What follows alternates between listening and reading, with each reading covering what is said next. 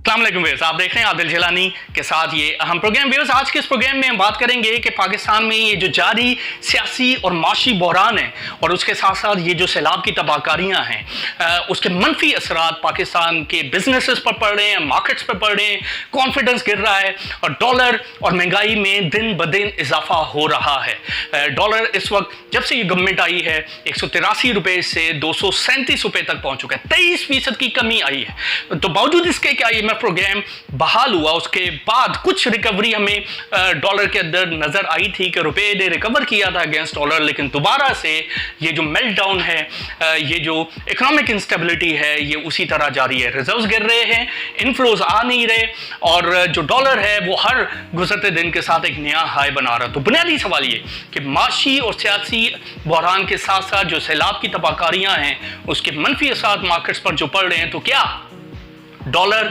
300 रुपए का level touch कर सकता है या नहीं? ये है हमारा आज का fundamental question based on our analysis और फैक्ट्स और फिगर्स जो हमारे पास मौजूद हैं, जो पब्लिश्ड फिगर्स हैं, उसकी बेसिस पर हम वेरी ब्रीफली आपके सामने ये सिनेरियो रखेंगे कि क्या डॉलर 300 रुपए को टच कर सकता है और 300 रुपए से आगे भी जा सकता है या नहीं। सबसे पहले अब तक जब से गवर्नमेंट आई है उसके बाद से हम देख रहे हैं कि पॉलिटिकल और इकोनॉमिक इंस्टेबिलिटी में इजाफा हुआ। जो कॉस्ट ऑफ इनडिसाइसिवनेस थी, गैर यकीनी की सूरत हाल, फैसला ना करने की सलाहियत और उसमें डिले होना, उसकी वजह से मार्केट्स पर काफ़ी मनफी असर पड़ा है। यही वजह है कि तकरीबन 3 बजट गवर्नमेंट को अनाउंस करने पड़े। पहले एक बजट अनाउंस किया, उसके बाद जो है वो दोबारा उसमें रिवीजन हुई, फिर उसके अंदर रिवीजन हुई, उसके नेगेटिव सिग्नल गए मार्केट्स को। IMF की जो कंडीशंस थी वो फुलफिल करने में जो है वो डिले किया गया, तेल की कीमतें बढ़ाने में डिले किया गया और इसके अलावा जो रिटेलर्स का टैक्सेस थे, जो ओवरऑल जो टैक्सेशन की पॉलिसीज थी, उसमें काफ़ी ज़्यादा रद्दोबदल और रिवर्सल देखने में मिला है। इवन अभी जो 300 यूनिट की कंजम्पशन पर प्राइम मिनिस्टर साहब ने उसको माफ किया था अवाम के लिए ताकि लोगों को किसी हद तक रिलीफ मिल सके, उसको भी दोबारा से मिफ्ता साहब की तरफ से और खुरम दस्तगीर साहब की तरफ से ये कहा गया कि ये जो है ये माफ़ी नहीं है, छुटकारा नहीं होगा, ये सिर्फ डेफर किया है और दोबारा से इसका इतलाक होगा। तो पॉइंट ये है कि ये जो इनडिसाइसिवनेस है, जो पॉलिसीज़ के अंदर इनकन्सिस्टेंसी है, उसके मनफी असरात पड़े हैं सिस्टम पर। तो IMF प्रोग्राम बहाल होने के बावजूद डॉलर जो है वो उसके इन्फ्लोज आए नहीं, हमें मिडल ईस्ट से नहीं मिले, हमें कतर से पैसा नहीं मिला और इसके अलावा दूसरी जो कमिटमेंट्स थी वहां से पैसा नहीं आया।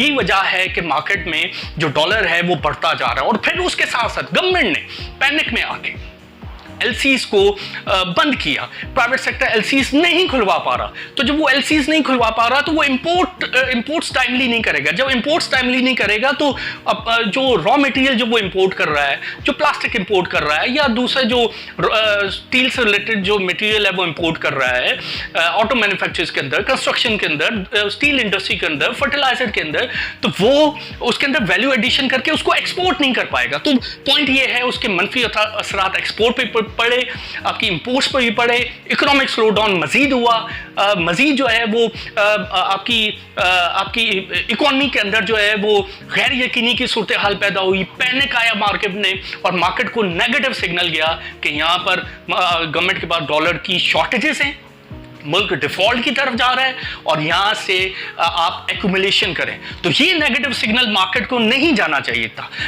LCs को बैन नहीं किया जाना चाहिए था। और अब सूरत हाल ये हो गई है कि अगर गवर्नमेंट मौजूदा सिनेरियो के अंदर LCs को खोलती है तो डॉलर फिर शूट अप करता है और अगर LCs को इसी तरह जारी रखती है, उसके क्लोजर को इसी तरह जारी रखती है और मुश्किल से अलाउ करती है इंपोर्टर को कि वो इंपोर्ट करें, तो आपका इकोनॉमिक स्लो डाउन मजीद होता है, आपकी एक्सपोर्ट्स मजीद मुतासर होती हैं, आपका तजारती खसारा मजीद बढ़ता है। और उसके साथ साथ व्यूअर्स, अब तक जुलाई और अगस्त के जो नंबर्स आए हैं स्क्रीन पर आप देख सकते हैं कि पाकिस्तान की जो मशीनरी की जो इंपोर्ट्स हैं वो गिरी हैं, उसमें 30% की कमी हुई है। आपकी ट्रांसपोर्ट की जो इंपोर्ट्स हैं उसमें 37% की कमी हुई है, एग्रीकल्चर की इंपोर्ट्स में 35% की कमी हुई। तो अहम जो प्रोडक्टिव सेक्टर्स की इंपोर्ट्स के अंदर अगर कमी होगी तो पाकिस्तान की जो इकोनॉमिक ग्रोथ है उस पर मनफी असर पड़ेगा और इकोनॉमिक स्लो डाउन मजीद जो है वो उसके अंदर गहराई पैदा होगी, मजीद वो डीपन होगा। तो auto industry, mobile, construction, textile industry और पावर लूम्स वगैरह जो है वो या तो बंद हो रही हैं और या उन्होंने कैपेसिटी इस हद तक गिरा दी है कि वो जो है उसकी वजह से बेरोजगारी और गुर्बत में इजाफा हो रहा है। तो पॉइंट ये है कि एक तरफ एलसीज का क्लोजर हुआ, दूसरी तरफ जो है वो एलसीज के क्लोजर की वजह से इकोनॉमिक स्लो डाउन मजीद होता जा रहा है और तीसरा ये कि IMF के प्रोग्राम बहाल होने के बावजूद डॉलर जो है वो मुसलसल बढ़ रहा है। और उससे भी इंपॉर्टेंट फैक्टर ये कि जो फ्लड के लॉसेज हुए हैं, हमने अपने प्रोग्राम में एक estimation based on our calculation हमने आपके सामने रखी थी कि फ्लड के लॉसेस 40 से 50 अरब डॉलर तक जा सकते हैं। तो 40 से 50 अरब डॉलर के फ्लड लॉसेस के अगेंस्ट जो इमदाद है, बैरूनी इमदाद हुआ वो ना होने के मुतरादिफ है। हमें 18 से 20 बिलियन डॉलर जो है वो इमीडिएट चाहिए ताकि इंफ्रास्ट्रक्चर को रिवाइव कर सके, करोड़ों लोगों को छत मुहैया कर सके, उन्हें मेडिकल एड दे सके, उनकी खुराक को बंदोबस्त कर सके, उनके लिए रोजगार का बंदोबस्त कर सकें। तो इमीडिएटली जो 18 से 20 बिलियन डॉलर्स का पैसा हमें चाहिए वो अभी तक हमें नहीं मिला है। तो उसकी वजह से जो फूड पर जो मनफी असर पड़े, पाकिस्तान की ज़राअत जो कि बैकबोन है आपकी इकोनॉमी की, उसकी वो बैकबोन टूट गई है। आपकी ज़राअत की मेजर फसलें बुरी तरह मुतासर हुई हैं और अभी तो ये सिचुएशन इवॉल्व हो रही है, अभी ये लॉसेस आगे चलकर बढ़ भी सकते हैं। तो गंदम की फसल, कॉटन की फसल, शुगर केन की फसल यानी गन्ने की फसल और इसके अलावा दीगर फसलें वो बुरी तरह मुतासर हुई। तो ये जो फूड शॉर्टेजेस होंगी उसको फुलफिल करने के लिए आपने मजीद इंपोर्ट्स करनी है। लास्ट ईयर हमने 9 अरब डॉलर की इंपोर्ट्स की थी, तो इस दफा ये मजीद 15 से 16 अरब डॉलर टोटल आपको इंपोर्ट्स जा सकती है, यानी 7 से 8 बिलियन डॉलर की एडिशनल इंपोर्ट्स आपको करनी पड़ेंगी। तो एक ऐसे सिनेरियो में कि डॉलर जब मुसलसल बढ़ रहा है, आपको इनफ्लोज आ नहीं रहे, इकोनॉमिक स्लो डाउन हो रहा है, एक्सपोर्ट्स गिर रही हैं या स्टैग्नेंट हैं, और ऐसे सिनेरियो में आप फूड की इंपोर्ट्स मजीद करेंगे, विच मीन्स कि आपका डॉलर मजीद ऊपर जाएगा। और फिर इंपॉर्टेंटली, मोस्ट इंपॉर्टेंटली, महंगाई जो है वो 42% पर पहुंच चुकी है। जब प्रीवियस गवर्नमेंट, PTI की गवर्नमेंट जो है वो बरसरे इक़्तिदार थी, या जब अप्रैल में उनका दौर ख़त्म हुआ तो महंगाई की जो शरह है वो तकरीबन 16% थी, आज वो 42% है, तकरीबन 2.5 गुना इसमें इजाफा हो गया। टमाटर, सब्जियां, आलू, इसके अलावा बिजली के जो टैरिफ हैं, गैस के जो टैरिफ हैं, उसमें इजाफा हो चुका है। गैस के टैरिफ में मजीद आगे चलकर इजाफा होना है। तो खाने पीने के आइटम्स में बहुत ज़्यादा इजाफा हुआ। तो फूड की जब इंपोर्ट्स होंगी तो महंगाई में मजीद इजाफा होना है, कॉस्ट ऑफ डूइंग बिजनेस बढ़ रहा है, तो इंटरेस्ट रेट में मजीद इजाफा हो सकता है, क्योंकि जो करंट अकाउंट का खसारा मजीद इंपोर्ट से अगर आगे चलकर बढ़ता है, महंगाई की रफ्तार इसी तरह तेज रहती है, तो स्टेट बैंक को मजीद इंटरेस्ट रेट बढ़ाने पड़ेंगे।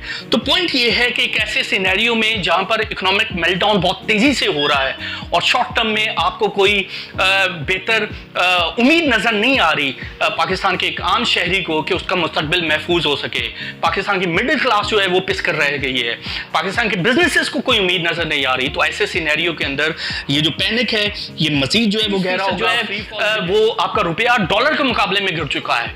तो इसमें आगे चलकर मजीद इजाफा होता है तो ये 300 रुपए का लेवल भी टच कर सकता है। तो 300 रुपए का लेवल टच करने का मतलब ये है कि इसमें तकरीबन 60 रुपए का मजीद, 60 से 62 रुपए का मजीद इजाफा होगा। तो 60 से 62 रुपए का मजीद अगर इजाफा होता है तो आप अंदाजा कर लें कि आपकी बिजली की पैदावार कहाँ जाएगी। बिजली का जो यूनिट है इस बार तकरीबन सारे टैक्सेस मिला के 45 से 50 रुपए का पड़ रहा है एक आम बंदे को। तो 45 से 50 रुपए का बिजली का यूनिट आज है। डॉलर मजीद महंगा होने से, 60 रुपया मजीद महंगा होने से इसमें मजीद इजाफा होगा। तो ये गवर्नमेंट आई है 183 रुपए से अब 237 रुपए पर आ चुका है, तकरीबन 23% की कमी हुई है। और इस 23% का जो इम्पैक्ट है वो पाकिस्तान की डेट पर पड़ा है। पाकिस्तान के जो कर्जे हैं वो तकरीबन इस वक्त 6,500 अरब रुपए से बढ़ चुके हैं। 130 अरब डॉलर का डेट था 183 रुपए के लेवल पर, और अब ये 237 रुपए के लेवल पर अगर हम कैलकुलेट करें तो ये तकरीबन 6,500-7,000 अरब रुपए का डेट जो है वो खड़ा हो गया है। तो पाकिस्तान की आम आवाम जो है यही डेट पे ऑफ कर रही होगी अपने टैक्सेस से महंगाई की सूरत में। हुकूमत को 50 रुपया पेट्रोलियम डेवलपमेंट लेवी डीजल और पेट्रोल पर पहले ही लगाना है, जो कि IMF के साथ कमिटमेंट है। तो ये सिनेरियो बहुत खौफनाक है व्यूअर्स। अल्लाह करे कि ये जो हमारा जो एनालिसिस है ये गलत साबित हो और पाकिस्तान के रुपए में इस्तेहकाम आए, स्टेबिलिटी आए, हमारे इन्फ्लोज बढ़ जाए, ये जो पैनिक की सूरत हाल है ये ख़त्म हो जाए, पॉलिटिकल इंस्टेबिलिटी ख़त्म हो जाए। लेकिन फ़िलहाल शॉर्ट टर्म में ऐसा नहीं लग रहा कि ये जो पॉलिटिकल इकोनॉमिक इंस्टेबिलिटी है, ये जो फ्लड के जो लॉसेस के जो असरात हैं ये कहीं थम सकेंगे या हमें इमीडिएटली आउट ऑफ ब्लू कोई बहुत बड़ी जो इमदाद है वो मिल जाएगी और ख़जाने खुल जाएंगे और फिर पाकिस्तान की माशी इस्तेहकाम जो है वो हो जाएगा अगले 2 से 3 या 4 माह में या 5 माह में। फ़िलहाल ये बहुत मुश्किल लग रहा है। इस क्राइसिस से निकलने के लिए शायद पाकिस्तान को 1.5 से 2 साल लगें दोबारा स्टेबलाइजेशन की तरफ जाने में। जैसा कि पीटीआई के दौर में शुरू के पहले 1.5-2 साल मुल्क जो है वो क्राइसिस में रहा था और उसके बाद जो है वो स्टेबिलिटी आई और फिर हम ग्रोथ की तरफ गए थे। तो पॉइंट ये है कि ये सिचुएशन अगर गवर्नमेंट नॉर्मलाइज करती है एलसीज की तो डॉलर यहाँ से दोबारा बढ़ेगा, अगर नहीं करती तो इकोनॉमिक स्लो डाउन मजीद गहरा होगा। तो कैश 22 सिचुएशन है। इस पैनिक से निकलने के लिए गवर्नमेंट को वॉर फुटिंग बेसिस पर कोई ना कोई स्टेप्स लेने पड़ेंगे, तभी जाकर हम इस क्राइसिस लाइक सिचुएशन से निकल पाएंगे। व्यूअर्स, आज का प्रोग्राम कैसा लगा और अपना फीडबैक हमें ज़रूर दीजिएगा। हमारी तरफ से कुछ आदिल चिलानी को इजाज़त दीजिए। अल्लाह हाफ़िज़।